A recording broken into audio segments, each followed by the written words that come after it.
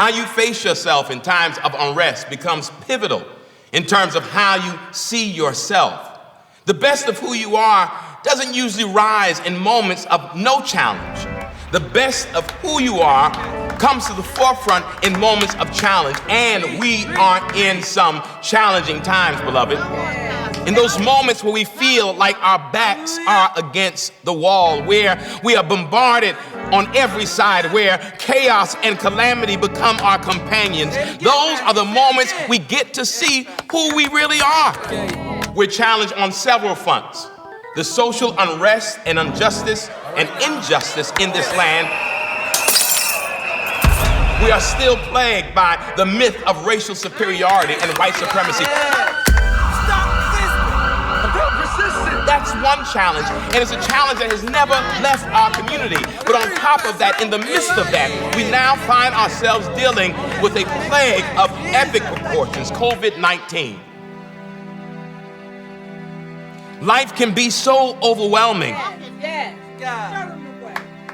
Life can be so battering and bruising that pretty soon you feel as though chaos and calamity are your constant companions. Darkness begins to creep into your conscience. And with darkness comes those feelings of destruction, and the toxicity that runs rampant in your spirit can be so overwhelming. And in the midst of feeling overwhelmed, one day you look around and you look at your life and survey the landscape of your life, and you feel alone, as though you are all by yourself. You don't want people to look at you differently or begin to judge you in a certain way.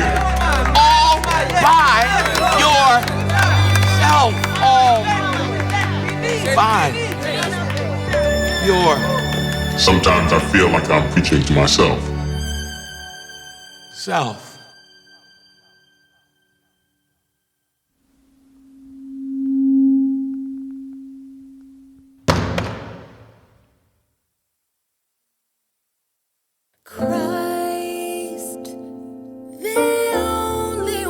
My bouts with depression started in part because of my chronic health condition. I was born with a very rare disease known as common variable immunodeficiency. In a word, I was born with no antibodies.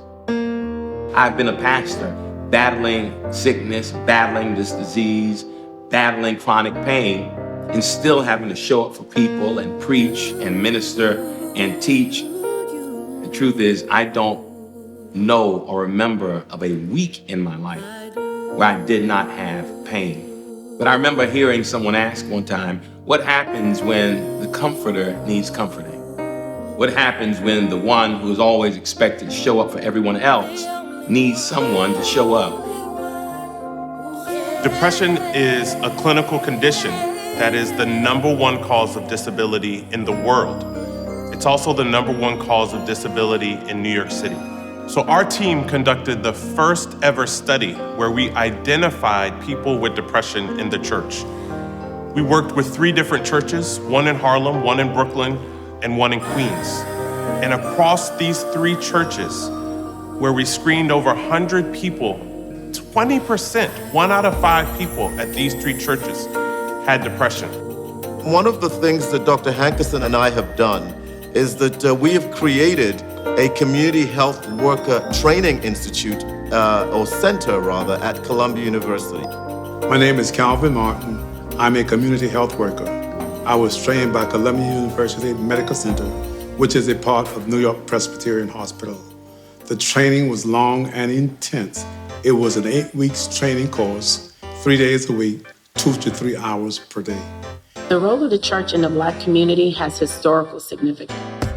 It has been a place of solace, comfort, a place for guidance and spiritual wellness for generations. Over 70% of African Americans attend church regularly.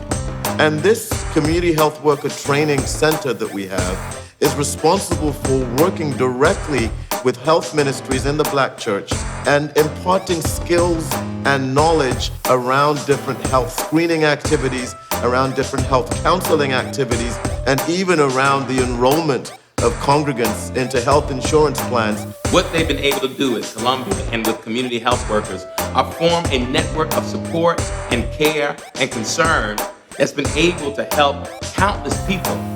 But we cannot afford to remain silent. We cannot afford to remain embarrassed.